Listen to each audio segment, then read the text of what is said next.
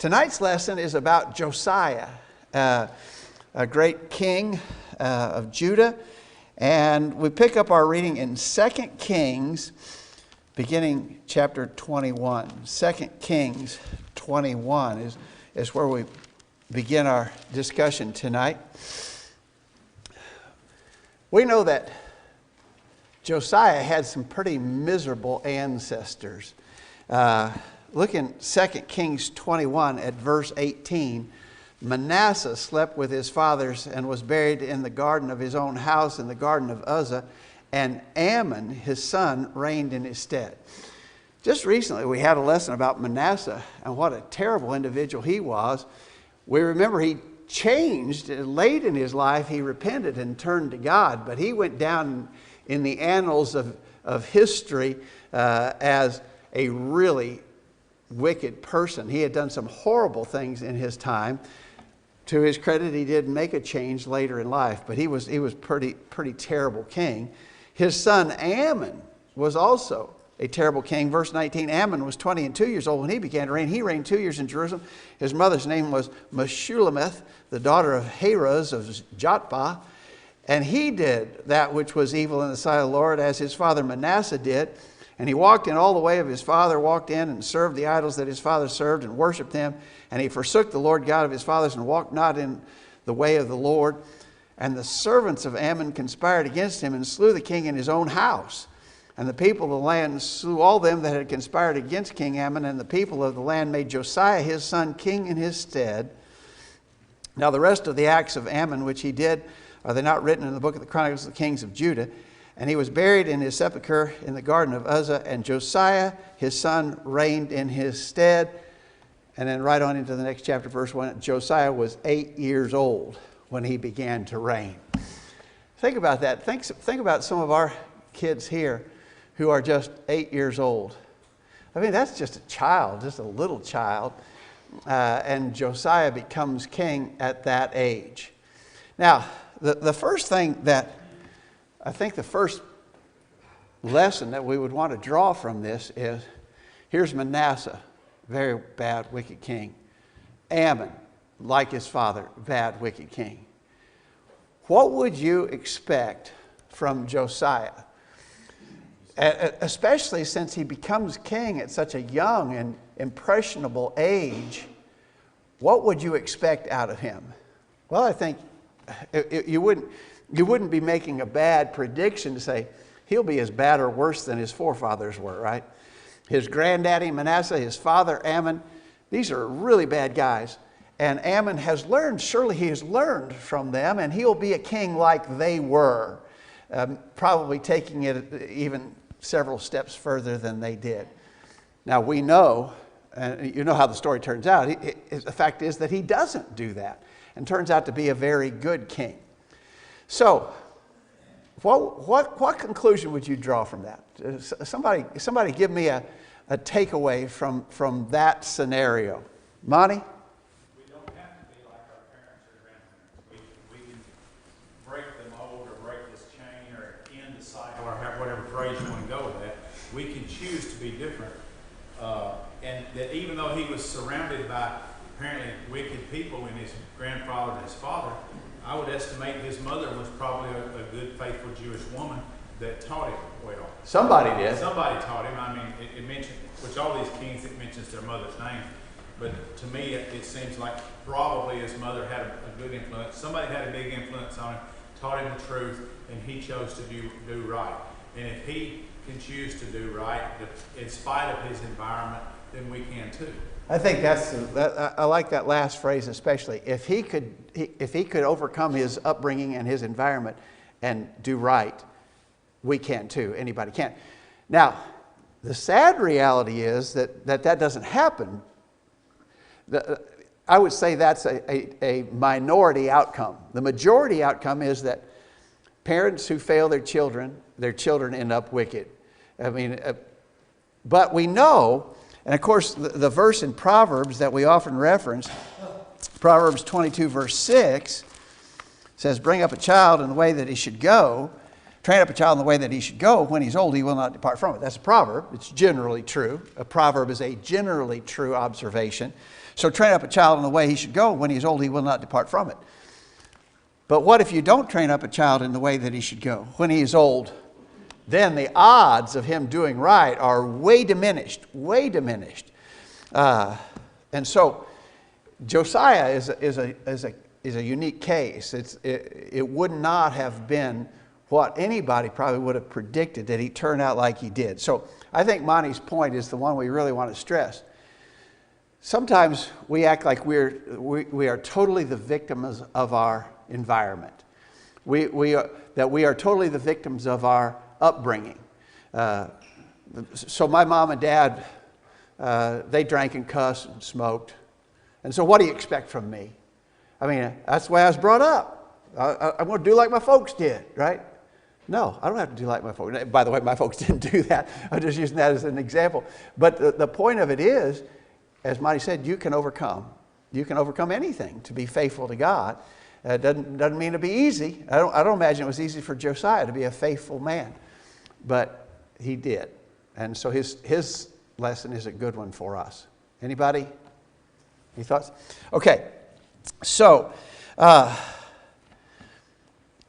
it says in read again, chapter 22 now, verse 1. Josiah was 8 years old when he began to reign, and he reigned 31 years in Jerusalem. His mother's name was Jedidah, the daughter of Adaiah of Boskath. And he did what was right in the sight of the Lord, and walked in all the way that David his father, and turned not aside to the right hand or to the left. What do you make of that expression? Oh, by the way, wait, I'll get to you just a minute. I missed you. What do you make of that expression, he turned not to the right hand or the left? How would you say it? Anybody? Monty? I would say he was driving to do exactly what he understood the law of the Lord to be. He didn't deviate from it. Sometimes we're walking down a path, we might take a path that goes to the right or a path that goes to the left, and it takes us to a different destination maybe. But I think what he's saying here, he understood what God's law was, and he stayed right on that path and didn't deviate from it. Yeah, I think that's the meaning. I don't think that it means, in our day and time, we have come to think of the left as liberal, loose, and we've talked about, in our day and time, we think about the right being conservative. I really don't think that's what this means. I think this is just an expression. Didn't turn to the right or left, he stayed right on path. You could say that. He just stayed right on the right path. He didn't deviate from it. And so I don't think left or right means that he didn't go off into liberalism or he didn't go off into ultra-conservatism. I don't think it means that in this context. I just think it means he stayed on the path. Kelly?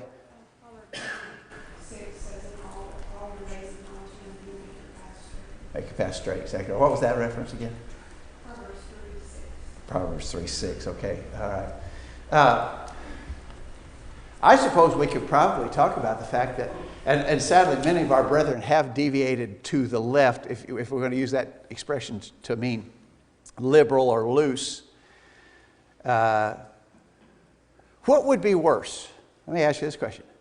Would it be worse to be liberal, or would it be worse to be ultra-conservative, off the rails on the conservative side? So the liberal element says, we care not at all for Bible authority, do whatever you want. What we would in our day and time classify as ultra-conservative, we make additional rules, sort of like the Pharisees in the New Testament. We dream up a bunch of our own rules, and you got to adhere to our rules in addition to what you might read in the Bible. We've set up ourselves as sort of judge, jury, and executioner here, and you've got to toe the line to some of these extra things that we demand. Which would be worse? Well, I don't know how you say worse, right? How do you say worse? If you deviate from the authority of Scripture, if you are loosing where the Lord has bound, or if you're binding where the Lord has made us free, either one of those is wrong. And so, again, I don't think left or right here necessarily means that, but we could make a point that way. Thoughts here? Anybody? Monty? As we think about it, when Moses gave the law, or God gave the law to Moses, he told him not to add to or take away anything from what had been written in the book.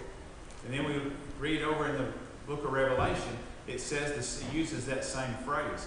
And so whether we're being liberal-minded and not particularly worried about keeping the law, we're taken away from the law in that effect, or if we're being too ultra-conservative and making our own rules, then we're adding to what God's given us. So either event, in the law of Moses, God told them, I'm going to add to you, or I'll add to you the plagues that are written in this book. In the book of Revelation, it says the same thing. So in either event, if we're added to or taken away, if we're not towing the line and walking strictly down the straight path, then we're lost.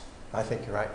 I would argue that in our current world, those who have deviated in the sense of leaving off, not doing, omitting things that the Bible teaches, that's a far larger percentage of erring Christians than those who bind where the Bible hasn't bound. But either way you go is wrong. So back to our point. Josiah didn't do that. He walked the straight and narrow path, and that's certainly such a great example for us. And apparently he started at that when he was 8 years old. I mean, it doesn't say when Josiah got to be 28, after he'd been king for 20 years, he decided to start towing the line. It doesn't say that. So apparently he had an inclination toward this very appropriate, obey God. But the big problem was they didn't know the law of God. And we're going to read about that here. So keep reading in verse 3.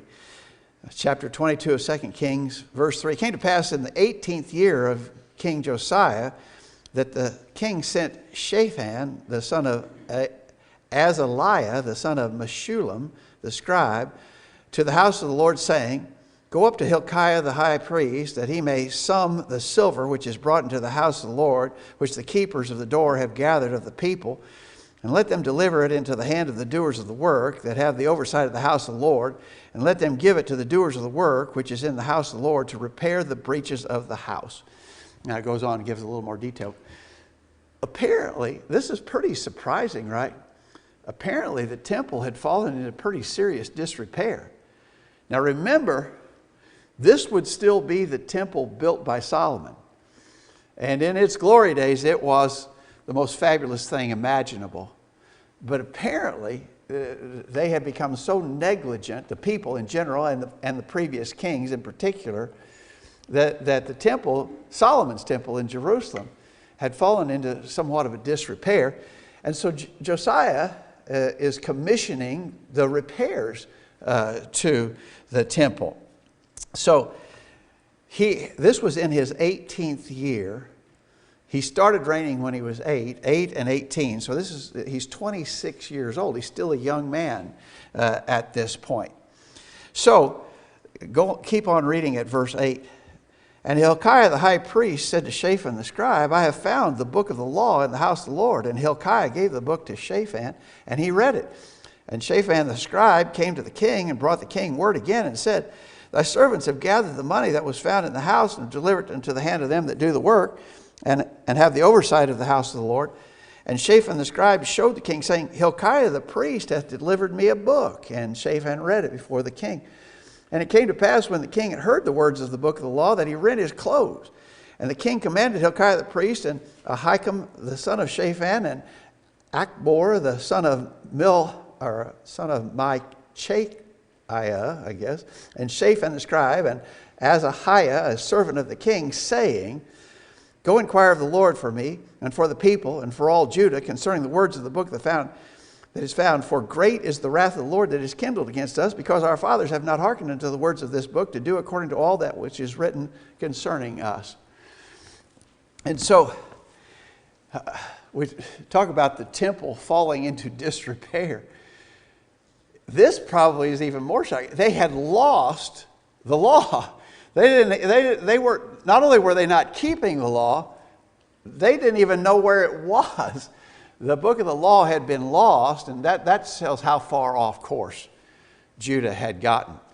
They didn't even have the rule book. They didn't have the standard. They didn't have the law of God to even compare their lives to. They were just off doing their own thing. And so they find, as they're doing these repairs in the house of the Lord, they find the book of the law. And they bring it to the king and they read it, and King Josiah is just obviously in a deep distress. You know, this was a symbolic gesture in those times, that when you were in deep distress or consternation, to tear your garment. And he tore his clothes when he found out that this is what the law says, and we obviously haven't been doing it. And so he says, the Lord is obviously angry with us for neglecting his law as we have. And so he wants an inquiry made. And so keep reading there at verse 14. So Hilkiah the priest and Ahikam and Achbor and Shaphan and Azahiah went unto Huldah the prophetess, the wife of Shallum, the son of Tikvah, the son of Harhas, the keeper of the wardrobe. Now she dwelt in Jerusalem in the college, and they communed with her. And she said unto them, Thus saith the Lord God of Israel, Tell the man that sent you, Thus says the Lord, Behold, I will bring evil upon this place and upon the inhabitants thereof, even all the words of the book which the king of Judah hath read, because they have forsaken me and have burned incense unto other gods, that they might provoke me to anger with all the works of their hands. Therefore my wrath shall be kindled against this place and shall not be quenched. So the inquiry turns out that there's going to be a harsh judgment set upon Judah. And you get the idea that this was already set. God had already determined this, and there was not going to be any turning back from it. So this woman who was a prophetess, she delivers the message. God's wrath is kindled against this place and these people, and there's going to be a great judgment upon them. We know, because we know the future here from our Old Testament studies, that she's clearly predicting the captivity of the people, right? She's clearly predicting what we will come to know as the Babylonian captivity. The whole reason that happened was because the people had become so wicked and so far off base. They had neglected doing the will of God so grossly that God's going to punish them. But of course, the covenant that God had made with people was always on that basis, that he would bless them so long as they were faithful, but he would judge them if they weren't. And a judgment from God is certainly going to come upon the people. But then the last verses of the chapter, Huldah the prophetess says, But to the king of Judah which sent you to inquire of the Lord, thus say ye to him, Thus saith the Lord God of Israel, as touching the words which thou hast heard, because thine heart was tender, and thou hast humbled thyself before the Lord, when thou heardest what I spake against this place, and against the inhabitants thereof, that they should become a desolation and a curse, and hast rent thy clothes and wept before me. I also have heard thee, saith the Lord. Behold, therefore I will gather thee unto thy fathers, and thou shalt be gathered unto thy grave in peace, and thine eyes shall not see all the evil which I will bring upon this place. And they brought the king word again. And so I think it's kind of interesting that, as we said, the judgment against Jerusalem and Judah was sealed. It was determined. It was going to happen. But because this gives you the idea that the Lord is approachable. The Lord is forbearing, long-suffering. Because Josiah is a good king. Because he got a tender heart. Because he was grieved when he came to know the sins that they'd been committing.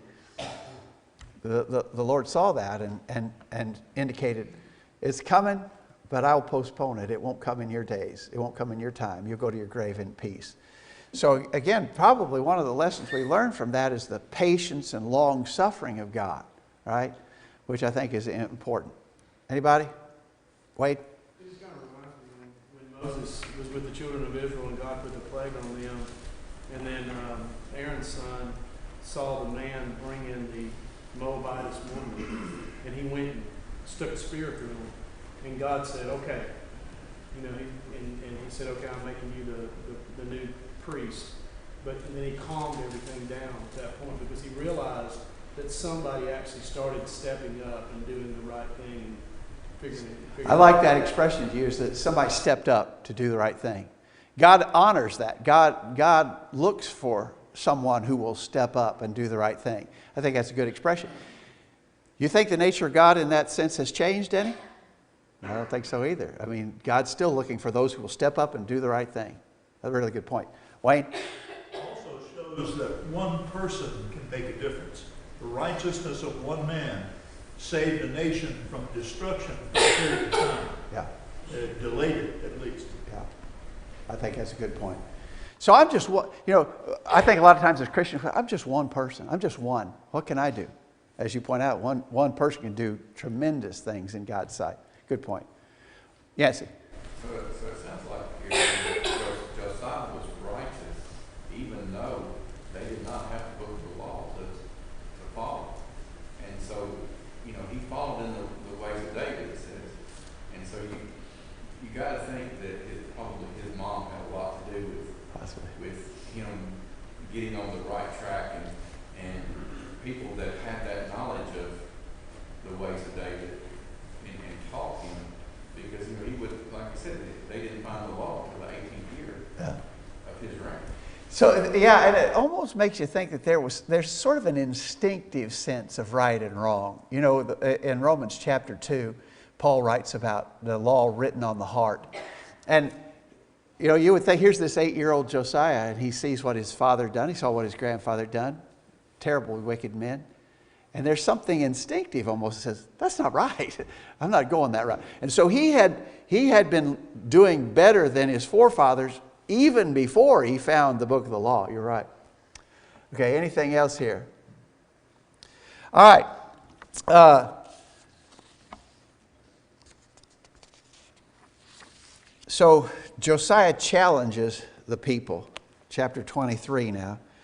Chapter 23, verse 1. And the king sent, and they gathered unto him all the elders of Judah and of Jerusalem. And the king went up to the house of the Lord, and all the men of Judah and all the inhabitants of Jerusalem with him, and the priests and the prophets and all the people, both small and great. And he read in their ears all the words of the book of the covenant, which was found in the house of the Lord. And the king stood by a pillar and made a covenant before the Lord to walk after the Lord, and to keep his commandments and his testimonies and his statutes with all their heart and all their soul, to perform the words of this covenant that were written in the book. And all the people stood to the covenant. So this is re-emphasizing the point just made about one man. So the whole nation commits to, makes an agreement or a promise or a covenant to obey the law. And so they make this determination and commitment. Do you think that there would have been any possibility of that outcome had Josiah just very nonchalantly, without care or concern, just following the path of his forefathers? Well, there's no way at all, right? There's no way. It was his leadership and his determination that caused the whole nation to say, wow, we're not right in this. We got to change. So he led that determination and turned the whole nation. A lot of us talk from time to time about our concerns for our nation. And we talk about how often we talk about that our nation is way off the rails, going completely in a bad, wicked direction. Could it be changed? Could that be changed? Well, this story makes you think it could change, right? It could change if there are enough people who stand up for what is right and determined to do right. Here it was just Josiah. Initially it was just Josiah who made the commitment, and the whole people came with him. So, and we've talked about this, I think as Christians, one of the things that we need to be praying for every day is for leadership in our country that will turn our nation in a more righteous path. So as we said a minute ago, I'm just one person. What can I do? I can pray. I can pray to God. I can pray that there'll be a leader who will take the kind of stand that Josiah did and lead the nation in a more righteous path. And I'll tell you, if that doesn't happen, then God's going to judge this nation just like he's judged all the nations that are in all the Bible history. When nations forsake God, God judges them, brings them down. There's no reason to imagine that this nation would be any different than all the others who've gone before us. And so the only thing that would prevent that or even postpone it or delay that outcome is for a leader like Josiah. And I hope that you will pray consistently, regularly, daily, that we would have that kind of outcome. We're coming up on an election. We can pray that this election will help in electing people that will turn us in a more righteous path. That's the only hope our nation has. But it can be done. I think the story of Josiah and Judah says it can be done. It's not impossible. Thoughts or comments here, Wade? So what you're saying is many times there's a lot of people that don't agree with the leadership but are afraid to step up and make the change. Yeah. Yeah. But once they find the leader, they're happy to follow them. Yeah. I think that's a good point. Here, the people, it doesn't seem like he got any pushback. It doesn't seem like Josiah got any pushback when Josiah basically said, here's the book of the law, and I'm going to read it to you, and then I'm going to tell you we're going to do everything it says in here. And it doesn't seem like a bunch of places, are you kidding? We're not doing that stuff. That's not for us. We don't like that anymore. He didn't get that kind of pushback. The people just, when he gave that leadership, they apparently just immediately agreed to it. All right. Yancey. And he'd already been told by the prophets that because your heart was tender, you humbled yourself, you're going to be saved. This is not going to happen in your lifetime. You're going to go to your grave in peace. Yeah. And so he could have took that and said, hey, I'm good. I don't you all do whatever you want. Y'all do what you want to. And we got to be careful not to be that same way. That we're not just trying to save ourselves. We got ourselves saved. We're not going to worry about anybody else. Yeah. Like I got me a safe little place here, and whatever happens to everybody else, I don't care. I think that's a really good observation. All right. So, the chapter 23 goes on to describe a whole bunch of reforms that Josiah did. Amazing stuff. Let's just read down through some of this. Verse 4, chapter 23, verse 4. The king commanded Hilkiah the high priest and the priest of the second order and the keepers of the door to bring forth out of the temple of the Lord all the vessels that were made for Baal and for the grove and for the host of heaven. And he burned them without Jerusalem in the fields of Kidron and carried the ashes of them unto Bethel. Again, how bad had it gotten? It had gotten really bad. They had brought articles of worship, instruments of worship, not for God, for Baal, the idolatrous god Baal, and they had brought them into God's temple in Jerusalem. They were there. Josiah says, get them out. Verse 5, and he put down the idolatrous priest whom the kings of Judah had ordained to burn incense in the high places in the city of Judah and the places round about Jerusalem. Them also that burned incense unto Baal, to the sun, to the moon, to the planets, and to all the host of heaven. So he gets rid of the instruments of idolatrous worship. He purges the priests who had been instrumental in leading in that kind of worship. Verse 7. He brake down the houses of the Sodomites that were by the house of the Lord, where the women wove hangings for the grove. Probably don't want to be too indelicate here, but you have to imagine that some wicked elements of the worship of these idolatrous people was even fornication. We know that thread sort of runs through history, that there were those who would commit fornication in the name of worship.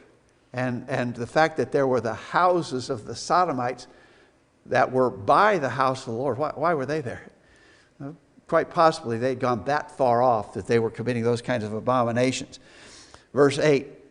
He brought all the priests out of the cities of Judah and defiled the high places where the priests had burned incense, from Gibeah to Beersheba, and brake down the high places of the gates that were in the entering in of the gate of Joshua, the governor of the city, which are on a man's left hand at the gate of the city.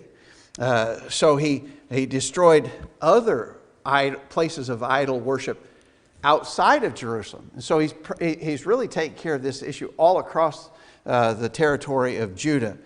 Verse 11, he took away the horses that the kings of Judah had given to the sun at the entering in of the house of the Lord by the chamber of Nathan-Melech, the chamberlain, which was in the suburbs, and burned the chariots of the sun with fire. I would imagine that this was some kind of graven image of horses and chariots. Probably, most commentators think it probably connected with the worship of the sun. And we know pagans throughout the centuries have an inclination to worship the sun. This was probably some of that. He destroyed that. Verse 12, the altars that were on the top of the upper chamber of Ahaz, which the kings of Judah had made, and the altars which Manasseh had made in the two courts of the house of the Lord, did the king beat down, break them down from thence, and cast the dust of them into the brook Kidron. So he ruined the altars that had been set up by the previous kings. It mentions his grandfather Manasseh, but you know who one of the kings was way back that had started that business in Jerusalem? Even Solomon. You know, Solomon built places of worship and altars to the pagan gods of the many wives, the many foreign wives that he had married. So this dates back centuries. So he's cleaning house. Would you agree with that description? He's cleaning house. Now, the really interesting part of this is verse 15. So he's going all around the country cleaning up these places of idolatrous worship. Verse 15, moreover, the altar that was at Bethel and the high place which Jeroboam the son of Nebat, who made Israel to sin, had made, both that altar and the high place he brake down and burned the high place and stamped it small to powder and burned the grove. What are we talking about there? Well, remember your history, right? When the northern and southern kingdoms divided and Jeroboam became king over the northern territory that continued to carry the name Israel, and Rehoboam was king over just the southern area came to be known as Judah. Remember, Jeroboam was afraid if we let the people keep going back to Jerusalem to worship, then they'll go back to King Rehoboam. I'll lose my place. And so he built places of worship at Bethel and Dan. This is the place at Bethel where Jeroboam had constructed a golden calf and an idol to worship it. Wait. Yeah, but Josiah was the king of the southern kingdom, not of the northern kingdom. So this would have went over into... He even went over beyond. Good point. He's going beyond his own territory. Good point. Good point. Now, keep reading there. Verse 16. And as Josiah turned himself, he spied the sepulchres that were there in the mount, and sent and took the bones out of the sepulchres and burned them upon the altar and polluted it according to the word of the Lord, which the man of God proclaimed, who proclaimed these words. All right, now go back a minute. 1 Kings 13. Go back to 1 Kings 13. Do you remember when the young prophet was sent to rebuke Jeroboam? In 1 Kings 13, verse 1, behold, there came a man of God out of Judah by the word of the Lord unto Bethel, and Jeroboam stood by the altar to burn incense. And he cried against this man of God. He cried against the altar and the word of the Lord, and said, O altar, altar, thus says the Lord, behold, a child shall be born unto the house of David, Josiah by name, and upon thee shall he offer the priest of the high place that burn incense upon thee, and men's bones shall be burnt upon thee. Now, we're talking about, I'm guessing, it's over 300 years. That was over 300 years earlier, probably maybe on the order of 350 years earlier, that the man of God that was sent to Jeroboam to cry out against his idolatry, he said, men's bones will be burned on this altar. So we see the fulfillment of that. Isn't that incredible? And the account actually identifies him by name. The man of God called him by name. A king named Josiah is going to burn men's bones upon this altar. Now, keep reading. That's not the end of it. Verse 17. Then he said, what title is that I see? And the men of the city told him, it is the sepulchre of the man of God, which came from Judah and proclaimed these things that thou hast done against the altar of Bethel. And he said, let him alone. Let no man move his bones. So they let his bones alone with the bones of the prophet that came out of Samaria. You remember that story, right? The man of God had been told, go condemn Jeroboam. Go home. Don't eat or drink in that place. Go home by a different route. And so he was doing just exactly, methodically doing exactly as he'd been told. But there was a prophet in Samaria, and we've always wondered about his motives. I have to think he probably felt guilty that he hadn't spoken out against Jeroboam himself. But he sends after the man of God, says, come to my house. I want to entertain you. And the man said, no, I can't. God told me not to. And he said, well, God told me it was okay that you should come to my house. And so he went to the man's house. And while he was yet there, the pronouncement comes that he's going to be punished for disobedience. And so that's the prophet, the old prophet that came out of Samaria. So, isn't that, I just think that's an incredible fulfillment of prophecy that we see there. Keep reading. He's not done yet with his reforms. Verse 21, the king commanded all the people, saying, keep the Passover unto the Lord your God, as it is written in the book of the covenant.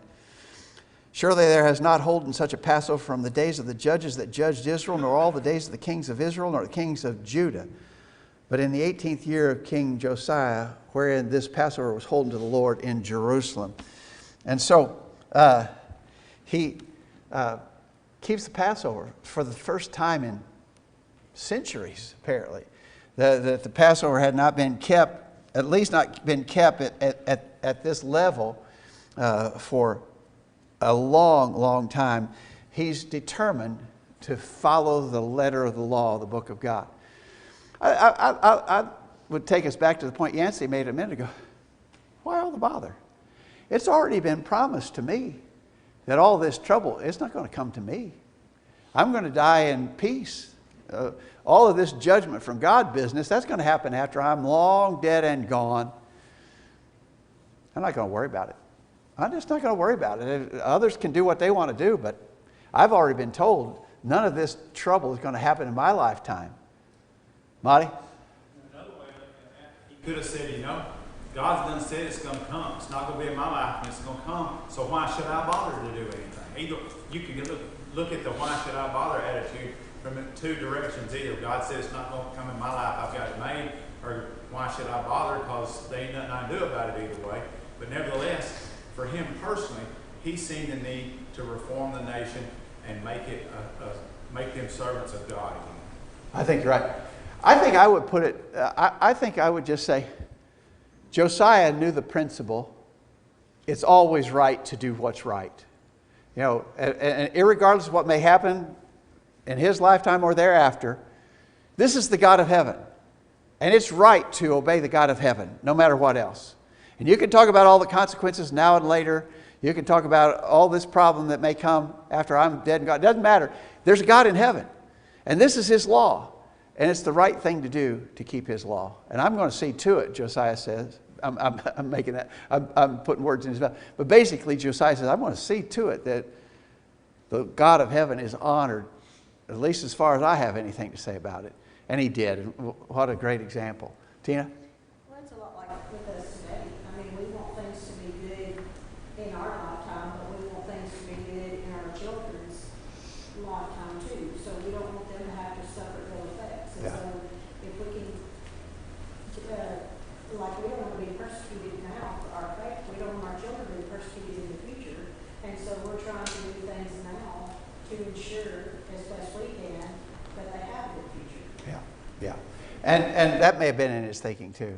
He was certainly determined to do the will of God. Wayne? He asked about, why should I bother? That mentality is not leadership. Right. The design of the king was to lead the nation of Israel after God's pattern, after God's laws. And the priests were to teach the laws. They had the religious aspect. The king was to lead the people toward God. Yeah. And that's exactly what he was doing. He was leading the people toward God. You have to ask, how could it have gotten this bad? Well, it had been almost 60 years since they had followed God. So the temple had been in disrepair, and sin is progressive. It just keeps getting worse and worse and worse. You allow one thing, it just leads to something else, which leads to something else. Until the people just had no concept even where the book of the law was. Exactly right. And so it's the king, even at a tender age of 8 years old, who really turns the nation around because he understands the principle of leadership and what the design of the king of Israel, or in this case the king of Judah, was to do. And that was to lead the children of Israel back to God. I think that's a great point. Leadership. It's about leadership here. You're just going to roll over and play dead, or are you going to be a leader? And Josiah was a leader. Exactly right. All right. Real quickly, let's skip over to 2 Chronicles 35. 2 Chronicles 35, beginning at verse 20. After all this, when Josiah had prepared the temple, Necho, king of Egypt, came up to fight against Carchemish by Euphrates, and Josiah went out against him. But he sent ambassadors to him, saying, What have I to do with thee, thou king of Judah? I come not against thee this day, but against the house wherewith I have war. For God commanded me to make haste. Forbear thee from meddling with God, who is with me, that he destroy thee not. Nevertheless, Josiah would not turn his face from him, but disguised himself that he might fight with him, and hearkened not unto the words of Necho from the mouth of God, and came to fight in the valley of Megiddo. And the archers shot at King Josiah, and the king said to his servant, Have me away, for I am sore wounded. His servants therefore took him out of that chariot, and put him in the second chariot that he had, and they brought him to Jerusalem, and he died and was buried in one of the sepulchres of his fathers, and all Judah and Jerusalem mourned for Josiah. That seems out of character, doesn't it? And I don't know if we can read between the lines to know why Josiah would do that. So Necho, the king of Egypt, is going to fight enemies to the north, and he has to pass through near to Judah. And Josiah goes out to intervene, to stop him from heading north to the battle at Carchemish. And Necho says, Listen, God told me to go, and you should not get in the way here. You shouldn't meddle. And Josiah wouldn't listen. And so he did try to intervene and was killed in a battle when he had been given inclination that this was from God, that what the Egyptian king was doing was on a mission from God. And that just seemed, I don't know. We couldn't say for sure what the answer is. He may have been thinking, sure, king of Egypt says so, but I don't believe him. I'm going against him. I don't know. Monty? That's the attitude that I had when I read this, is that, yeah, the king of Egypt, who worships all sorts of idols, is saying that he's on a mission from God. I don't believe a word he's got to say. He's coming through too close to us. I'm going to stop him. Yeah. And it probably would have been well for him if he would have consulted with a prophet or something to find out for sure about it before he took off. Obviously, he didn't do that. So, but I can see how he would have ignored what the king of Egypt said, because here's this pagan, and why should I think he says he's on a mission, but why should I believe a word he's got to say? Yeah, that may have been in his mind. The text doesn't say. This valley of Megiddo, recently I heard a sermon from a preacher, and he showed a topographical map of this area. And you can see from the topography of this that this valley of Megiddo would have been a natural funnel point for armies moving north and south. And so that's where Josiah tries to stop the king of Egypt, and that's where he ends up being mortally wounded. Let's just read. We're just out of time. Let's just read the last verses of chapter 35. Jeremiah lamented for Josiah, and all the singing men and the singing women spake of Josiah in their lamentations to this day, and made them an ordinance in Israel. And behold, they are written in the lamentations. Now the rest of the acts of Josiah and his goodness, according to that which was written in the law of God, and his deeds, first to last, behold, they are written in the book of the kings of Israel and Judah.